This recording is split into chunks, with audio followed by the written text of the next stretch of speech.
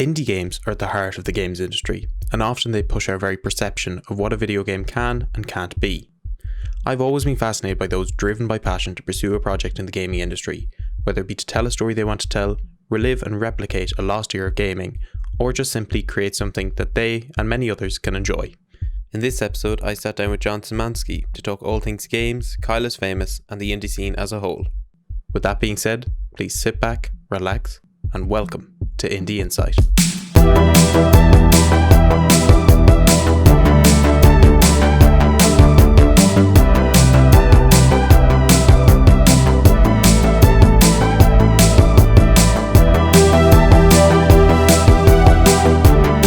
John, it's an absolute pleasure to have you here with me today.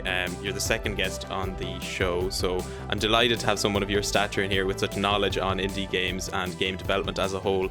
I first want to start off the conversation with, everyone has their story. What kind of got you first into gaming, and do you have any sort of favorites? No, that's a really good question. So in terms of what got me into gaming in the first place, I grew up in the countryside. And so I didn't exactly have the ability to just run around and, go hang out with my friends at a moment's notice, unless we set something up like, a few hours beforehand or whatever. Mm-hmm. But from that inability to have all of this entertainment around me, I kind of idly took up the hobby of learning programming, specifically for game development, when I was about 15 or 16, somewhere around there. Definitely as a consequence of my older brother David at that point starting to get into game development as well. He had been doing it for a few years at that point. So David very kindly showed me how to create objects in GameMaker, and later explained to me what a variable was, and that was about it. So I kind of took off from there. And found that I very much enjoyed it. I'd been making board games since I was a kid, so it was kind of a logical step to go from board game development to something that was a little bit less tactile, but more narrative. And eventually I kind of found a place where it's like, oh yeah, I'm actually enjoying doing this quite a bit. I'd rather be doing this than playing video games, which was my main hobby up to that point. Mm-hmm. Whenever I'm kind of talking to someone that does game development, because I know absolutely nothing about it, so I'm constantly always just talking to people and they're throwing stuff at me, and I'm nodding along, but secretly in my head I'm like, I have no idea what you're saying, but it sounds really smart.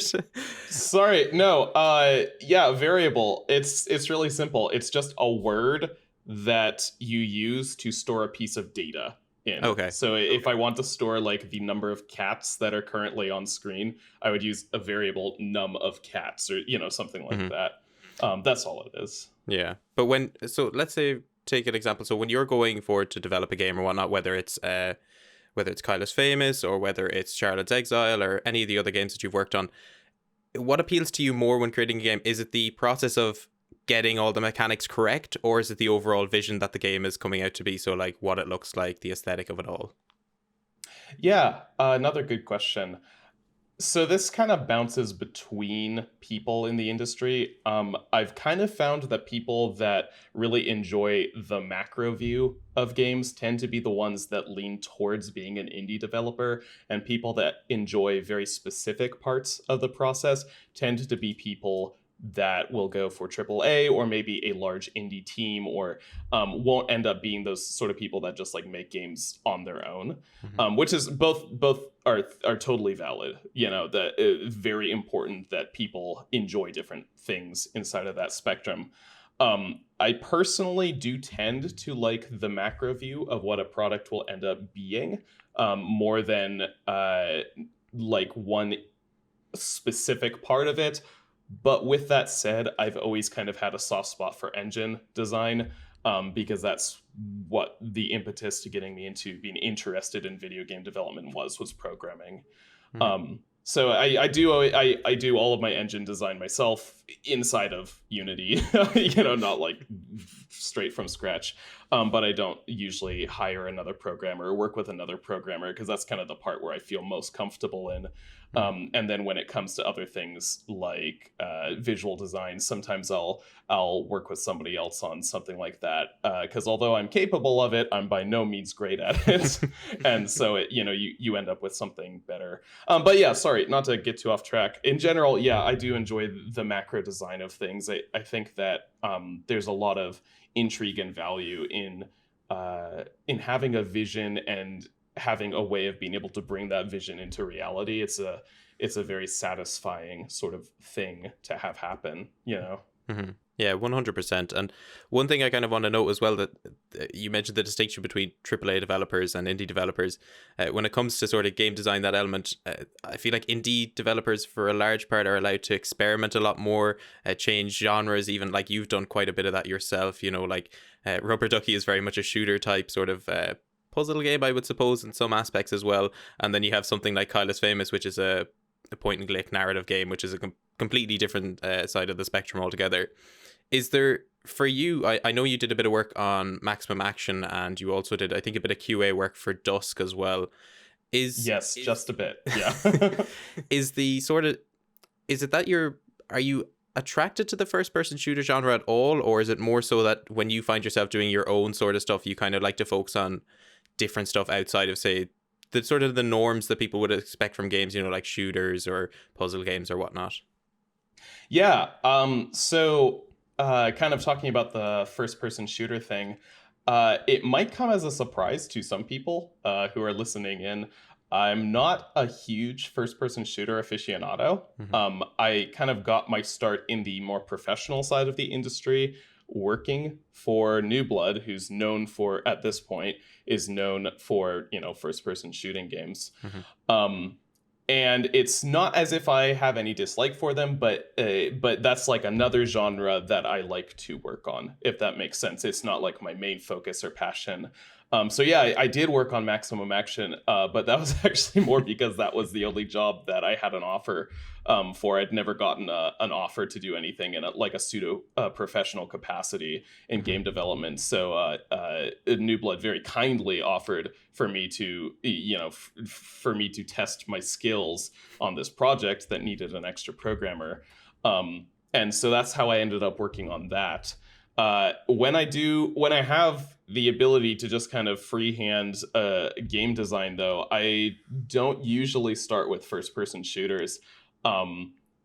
There's a lot of things that I would like to do that are just totally different from that.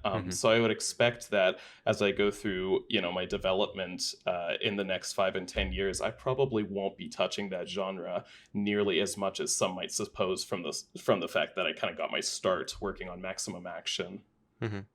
When you kind of mentioned that when you were around 15, you started getting into programming and development and whatnot, were there any sort of inspirations you had from the gaming industry at that time that kind of has led you to sort of the games that you like to make today? Certainly there have been several, particularly so everybody grows up with like one console generation, and they always look back on particularly that generation and maybe a generation before or so very fondly. For me, that was the GameCube generation, and I could rattle off game after game after game that I was very inspired from that generation of gaming. But maybe more particularly from the indie scene, I would mention FTL, Machinarium, some of these older classics that have kind of maybe taken a back seat at this point. Excuse me. Yeah, those are really the two that definitely jump out from the indie scene, is FTL and Machinarium. FTL particularly, I think, is very interesting because it has a distinctive focus on kind of the ethos and the feel of what it would be like to be a ship captain. And on the surface, like, well, duh. But when you think about how many games kind of don't have this dedicated vision of, man, I really want to like have the player narratively and kind of like reactionally experience this sort of thing that's going on, but instead are like, oh, pretty pretty graphics, pretty mechanics, whatever, mash them together. The game is fine that way, but then there's this extra layer where sometimes you get this game that really feels like this experience in something different entirely. Papers, Please definitely comes to mind when I think of games like that. Especially as you get onto like, you know, the 10th and 11th days and things, and the narrative is interweaving with the mechanics, and even the chosen art style gives this feeling of kind of gritty grotesqueness, and like, you know, there's a bunch of different elements that are interplaying to create this totally different feeling. And I've always thought that FTL was a particularly good example of that from the time when I was playing a lot of games and getting a lot of inspiration from games. Yeah, 100%. Those are two really great examples as well. I think very much stands out as well because, you know, when you talk about indie games, there's very much a section that even if you're like a casual gamer, I think particularly I kind of focus on people who normally play on consoles, don't have much of an exposure to the indie market as those on PC, because there's so much stuff going onto Steam that you can easily find and easily accessible, whereas it's not really the case with console. I think in fairness, Xbox have made a bit of a play with that. I think Game Pass has certainly exposed a lot of people to sort of smaller titles that they maybe wouldn't have gone out and bought. But there's certainly a long way to go. But Papers, Please and FTL have been ones that have, I suppose, transcended past just an indie title at this stage and kind of held their place up in sort of the stardom of the top of the top. Definitely. Yeah. I want to talk about your most recent title, Kyle is Famous, because that's where I kind of first came into contact with your games. I had a bit of knowledge of you, obviously, as I mentioned, through your kind of short little stint with Dusk, and then with the DreadX collection, because I love that series to the death. Like, and when I was I don't know what I expected of Kyle is Famous, because as you pointed out, like obviously you're doing some work with New Blood, you know, and New Blood are very much known for first person shooters. When I saw Kyle is Famous was being published by New Blood, I was like, oh, I wonder what this will be like. So when I went into it, I was like not expecting this point sort of step adventure narrative that I got in the end, but I thoroughly ended up enjoying it. I've gone back on a number of occasions to find all the different sorts of endings and whatnot. I'm glad to hear it. Yeah. But sort of, what was the... I mean, did you have this game sort of started and New Blood kind of said, okay, we'll help you along the way, or did you kind of pitch the game to New Blood and then you kind of started from there? Well, it's a weird little story with that. I actually, so starting back in the days of me developing Maximum Action, I'm also the co-director on a different project, which is kind of, you know, off to the side, has always been a side thing, that my other brother Evan and I have been working on, called Evomorphs, which is this little game that's very Mon inspired from the 90s and the early 2000s, trying to kind of recapture that feeling. Well, that's a very long project. Maximum Action was at that point a very long-winded project, and I'd been working on both of those for like, Evomorphs had been in development for years, and Maximum Action was approaching something like a year. And I just finally was like, you know what? I just want to make something. I hadn't released anything at this point since like 2016. So I was like, man, I just want to make something and just put it out the door and be like, hey, I made something.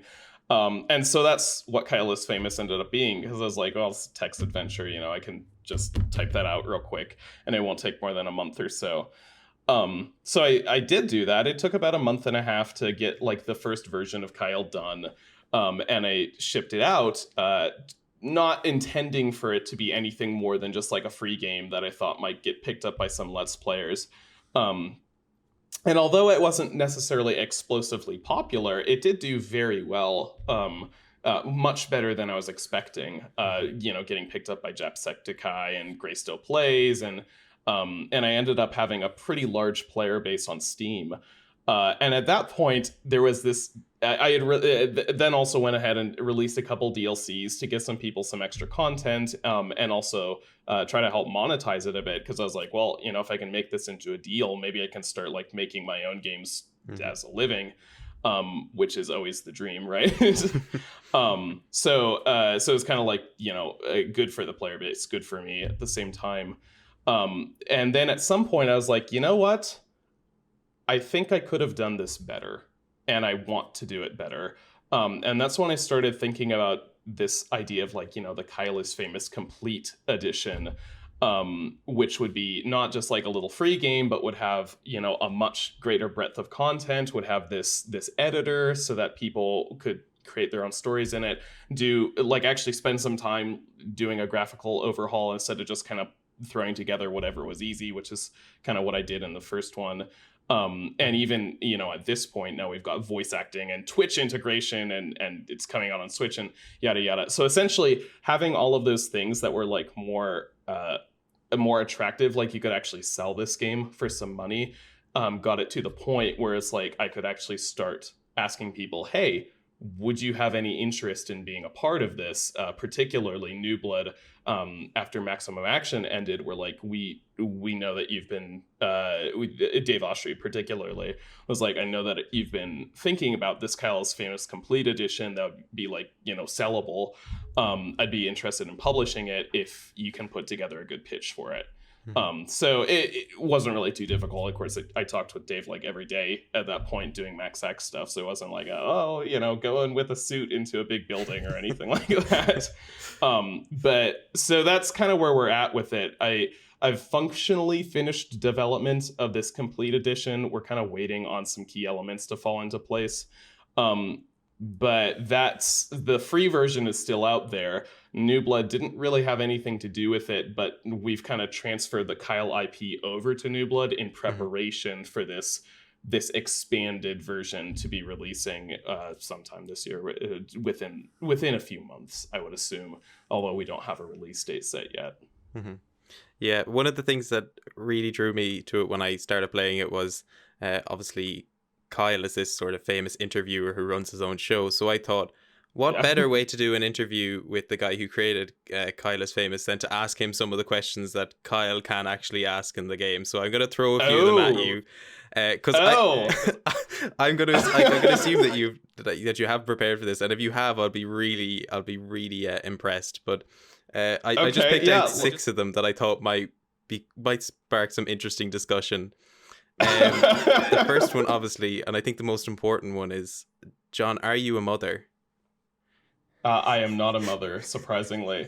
In fact, I don't think I'll ever be a mother. It was worth trying anyways. The people needed to know, John. The people needed to know. With regards to beef, do you like it mashed or blended? I have actually thought about this before. I'm going to say that there's definitely good opportunity for like your unique culinary your culinary tastes to come out, but in general I think that mashed is probably the more reasonable way to eat beef, and blended, very few reasons to eat beef blended. In fact, I can only think of like none.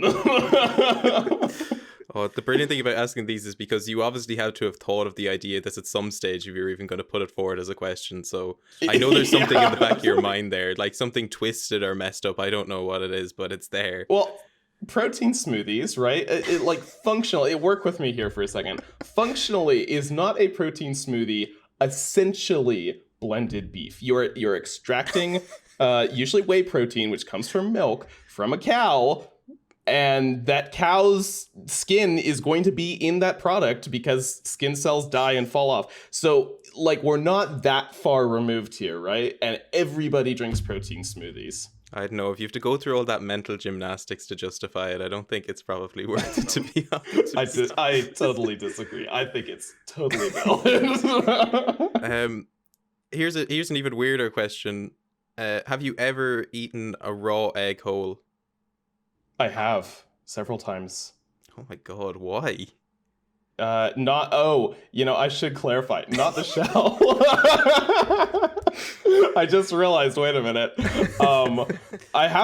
I do believe I did bite into an egg once. I think I was trying to impress a girl in high school or something. That's the key to girls' hearts, isn't it? Biting into an egg. Yeah, exactly. Proving that you are capable of eating raw eggs in the shell. I don't know.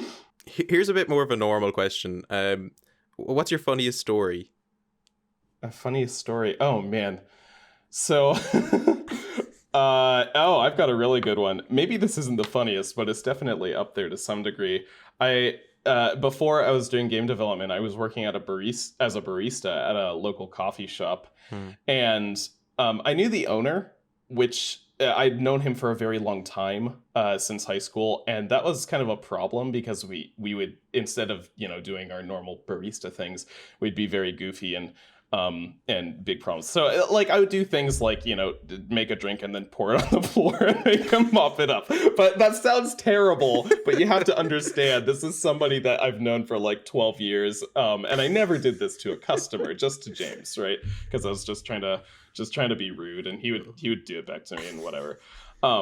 Well, so one time there was this person that came to the coffee shop a few times, and like, I wouldn't say that we were friends or anything, but like we knew each other to some degree. Mm-hmm. And I tend to be kind of goofy, and I thought that she kind of understood that. And also, like, I always tried to make sure that like customers felt like, oh, it's not just like they're trying to take my money; they actually care about me. Mm-hmm. And so, my way of trying to instill that idea was usually through humor. But sometimes it went really awry. And this time in particular, it was a big problem. So she had bought a drink, and she had paid, what seemed like the proper amount for this drink. And then I had found out that James had recently changed the price of the drink in the register and had forgotten to mark it on the board. And so I was like, hey, I think the drink price has changed or something along these lines. It's been a little bit now. And she's like, well, that's fine. I can pay, what price you guys are asking. And my reaction to this was to slam my fist on the table several times and be like, we need more money. And there was just this blank stare, just like nothing going on. And so she gave a little extra money, and I was like, this is awkward. She walked away and she didn't come back for months. And I was like, oh no, what have I done? There was all sorts of things. I took some food out of the fridge and brewed it as tea, so it ended up like a tuna fish tea, which is awful. And I put cookies into the brewing machine. These are all things that I did with James's express permission, I might say. So it wasn't like I was trying to ruin anything, but yeah. That was not the story I was expecting at all, to be honest. I was half expecting halfway through that story that you were like, oh, the woman there, and the funniest thing was that you ate a raw egg in front of her, and it was going to be this brilliant link between the two questions. Oh, but that would have been great. What's your guilty pleasure? My guilty pleasure, Badlands Chugs on YouTube. Not even a question. Have you ever seen? Oh, hold on. Have you ever seen one of his videos before? No, I'm not familiar. Okay, hold on. Just pander to me for 1 second here. This is really important. Okay, there is a specific video that I very, very much want to send you, to get your opinion on. Here it is. I've got the link right here, and this is very, very important. It starts at a certain timestamp, just so you get kind of the full expression of what this is about. The thumbnail looks interesting. Yeah. Tostitos, habanero, chunky salsa, pyramid chug. Adam doesn't boot. Oh my god. I don't know if I'm going to be disgusted by this, to be honest. I sincerely hope you are. Oh, the timestamp you sent me to. Yeah. It's loading on my... This is vile, John. Why did you send me this? This is disgusting. I don't know what it is. I just love it so much. I mean, I can kind of see it, but at the same time, I'm judging you heavily right now. Yeah, that's fair. Oh my god. I think this next question lines up perfectly with it. Do you even feel guilty?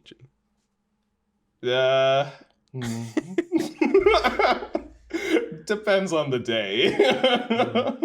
Oh god. Yeah, I think I'm somewhat relieved to be finished with the Kyle is famous questions, because that was both an insightful but also a horrifying experience, John, I have to say.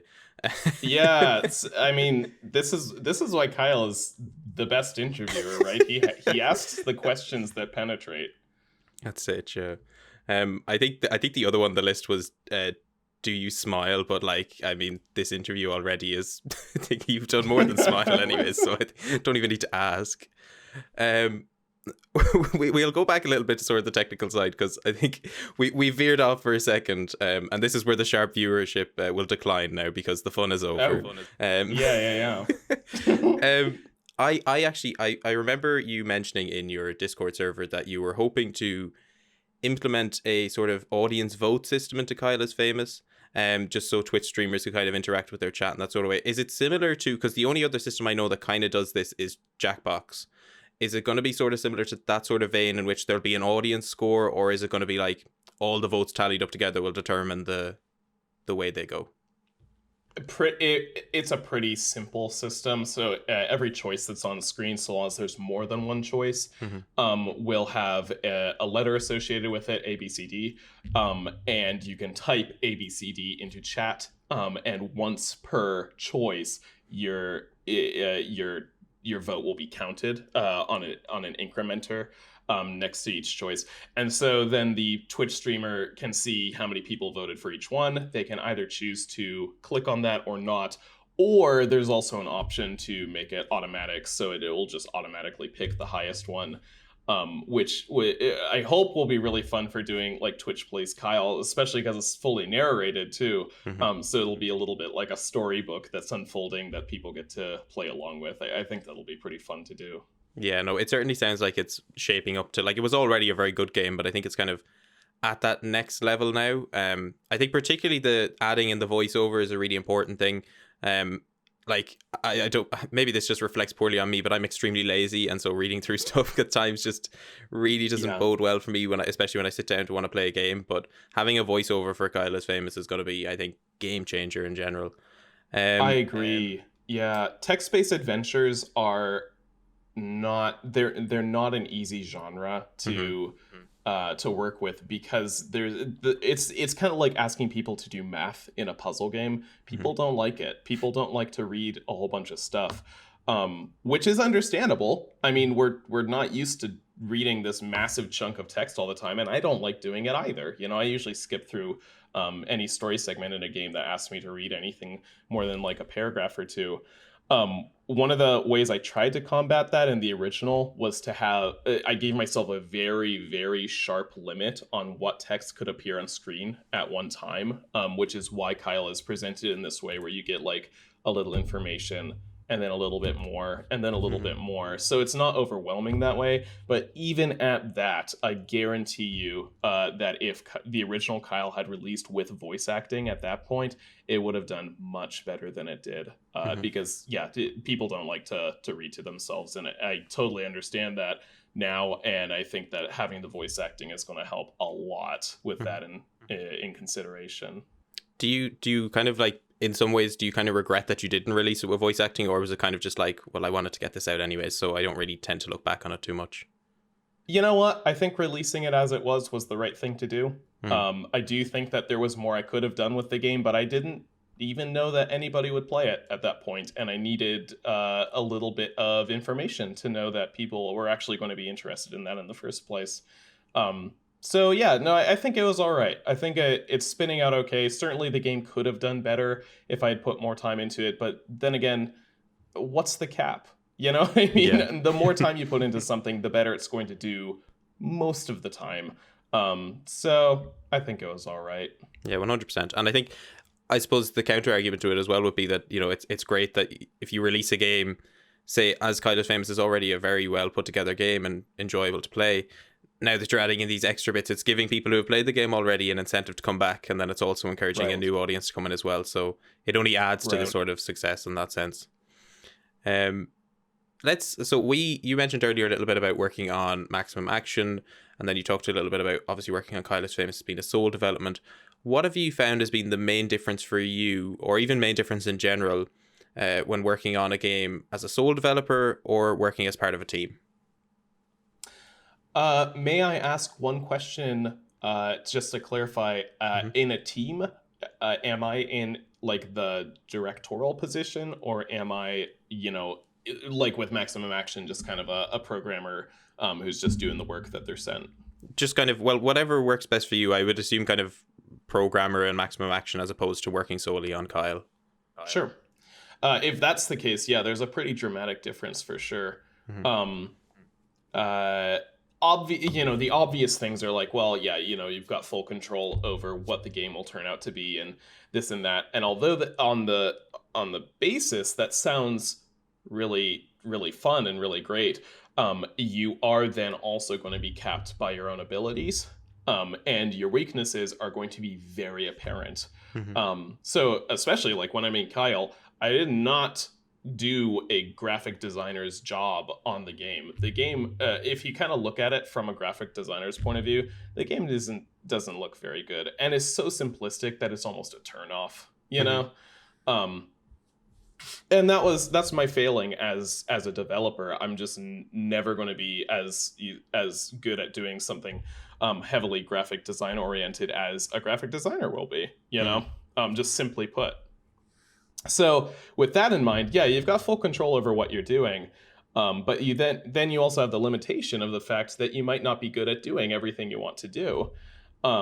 So I've always kind of felt that there's a really nice medium that you've got to find, like a middle ground that you've got to find if you really want to be able to express what you're trying to do as excellently as possible. So I've always personally been a really big fan of small team development. Because you get just enough people that the majority of the downfalls of one person or another are covered by somebody else.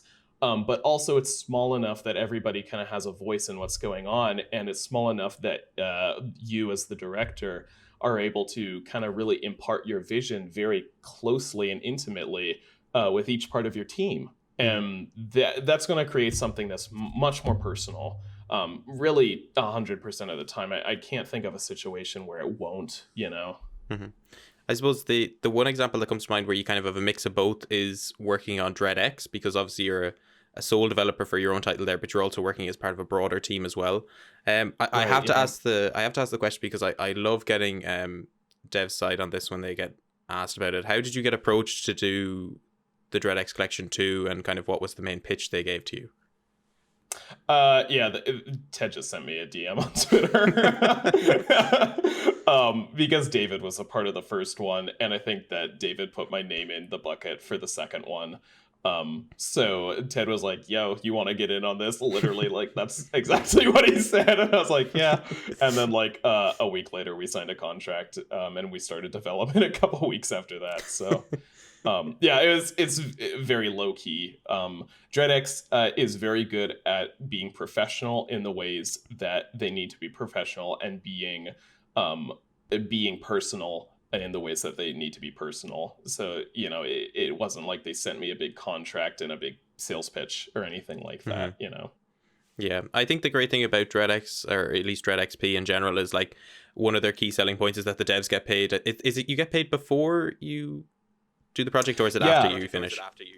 A little of both. I won't talk any specifics about like payment or anything, but yeah, they are very good about like making sure that developers actually get paid for the work they do, which is strangely kind of rare in a lot of scenarios. If you are like individual developers, I mean to say, it's really rare to come across a situation where you're guaranteed to make some money doing something. So that's really nice, and I really appreciate that. Yeah, because I remember being drawn to that specifically because a couple of the people I've talked to before in the games industry, they've been more so on the side of composition, music composition and whatnot. So their stuff is very much commission based, and then at times there'll be times where they're on a project and it doesn't even get made and they don't get paid or whatever. So I'm always very happy to see that there is such an entity like DreadXP that is offering, quite a lot of work to a lot of developers and paying them at the same time. It's kind of the most simplest way. It's like what you'd expect, really, I suppose, which is maybe a sad reality of like what the games industry is like, unfortunately. But it's always nice when you find those people that you can support and know that it's going towards the people who actually make the games. I have to ask, I remember you saying before that sort of Charlotte's Exile was kind of one of the games you were most proud of. Is that your most proudest game, or is there another game that you've worked on or created that kind of takes that title instead? I'll say that each time I've released something, I felt that at the point I was at in my development career, that was about as best I could have done. Hmm. So even going back to 2016, releasing Rubber Ducky, that was the best I could do at that point. And for that reason, I still say, yeah, I think that was a good project, even though now I could probably do it quite a bit better. I still was like, yeah, that was good. I did a good job on that. I felt like I did a good service to what I wanted the project to be. Um, so with Charlotte's Exile, I had never tried creating a game, either a horror game or a puzzle game or a game in a 2-week time period. Or even to that extent, I'd never even really done a 3D game before. The only 3D game I ever had a hand in was just the programming side of Maximum Action. Hmm. So that was a lot of things, new things, all up front. And I was just very glad that at the end of it, I looked back and I was like, "Wow, that turned out better than I expected it to." Hmm. So in that way, although I don't think that by any mean is going to be the best game I've ever produced, um, I still was very happy of what it was for my skill set at that time, if that kind of makes sense. Yeah, 100%. And I think your growing ability shows in the titles that you've released. Like even your one that hasn't released yet, but is coming up, Something Friendly, looks fantastic from all the stuff I've been seeing. I don't know, is there a lawsuit case possibly with that game? We have to wait and see with it. I don't know what's the sort of logistics behind that. No, we're not going to tread on any sort of territory. For anybody that might not know about it, we do take some elements from some old children's TV shows that I watched as a kid, but nothing that would Hmm. prompt anybody to go after us in any way, in a legal way. But it's kind of the same thing as like Chroma Squad. Although they were actually sanctioned by the Power Rangers, they started out as being like, "Hey, here's a video game that's kind of Power Rangers esque in nature, right?" And then eventually they actually talked to the people at Saban, I think. Hmm. And they talked to the actual company, and they're like, "Yeah, sure, we'll publish it."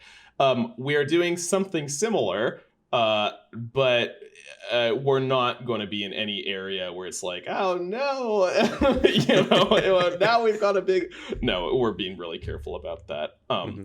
But yeah, that game, it's totally out of my normal wheelhouse to do something like that. I've got Hmm. like a budget and a team and a timeline and a design document, and it's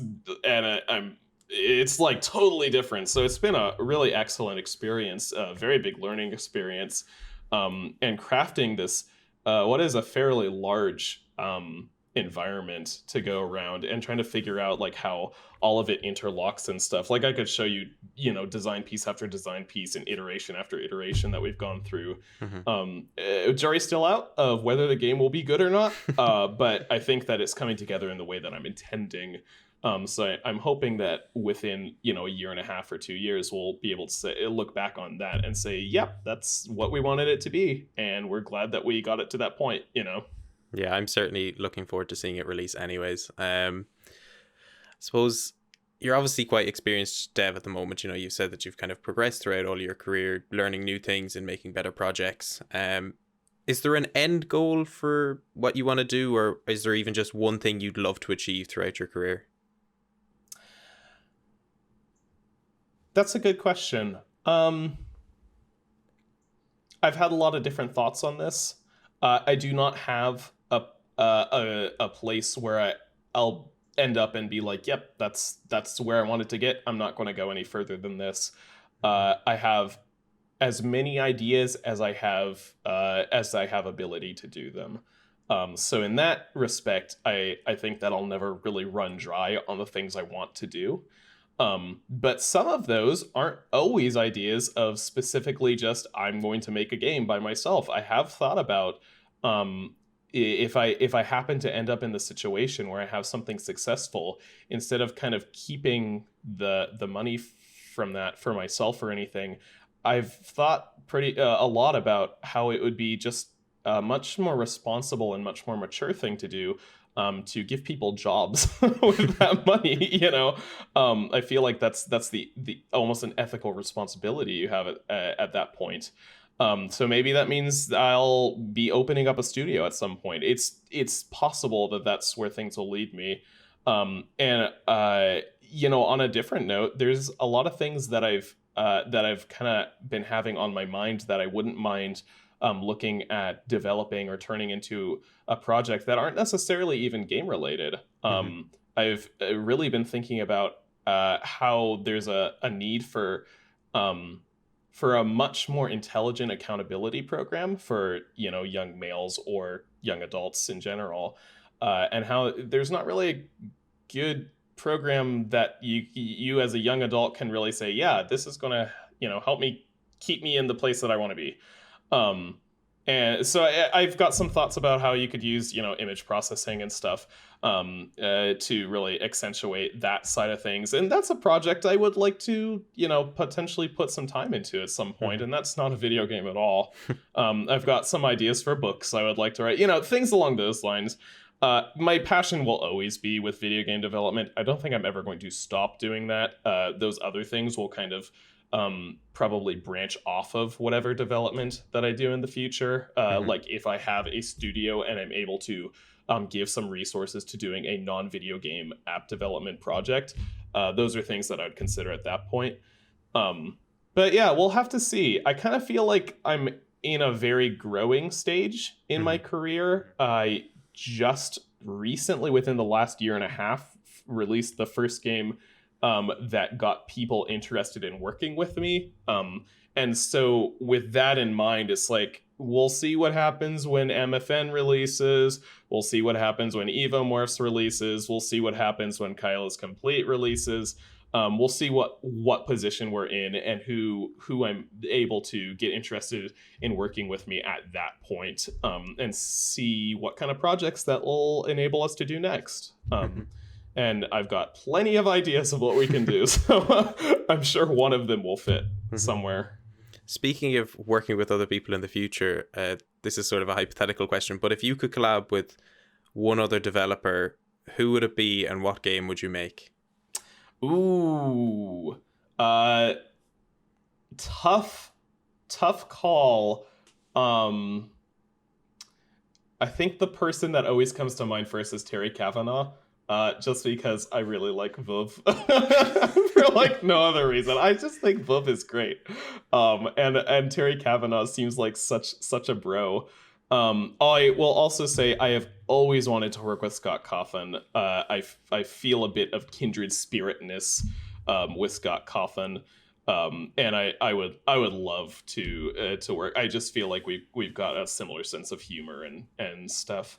So that would be really fun. There's tons of people I'd love to work with, but those two in particular I think come to mind first. And do you have any idea what game you'd make, or? With Terry Kavanagh, no idea. I just think Terry Kavanagh is such a bro. With Scott, I think it would be really fun to revitalize the original kind of FNAF feeling. If FNAF 1 wasn't really dire or grotesque, it's like this little story about these robots that are just doing their thing. On the surface, of course, there's a whole backstory to it. But I really love that idea of like, no, things are friendly and fine. It just ends up creating this problematic circumstance. You know what I mean? Where it's like, oh, I'm in this horror setting because these robots are like, you're not in your suit. You need to be in your suit. Like, so take that original kind of narrative concept, and there is so many things you can do with it. I would love to explore making a game like that with Scott, because I think he'd be the perfect person to collaborate on a project like that with. Yeah, well, I have to say it's been an absolute pleasure talking to you, and I think I've exhausted a load of your time at this stage. But just finally, before we finish, where can people find you, say on your social medias, or if they want to support you through Patreon, how can they do so? Right. So I'm mostly active on Twitter and Discord.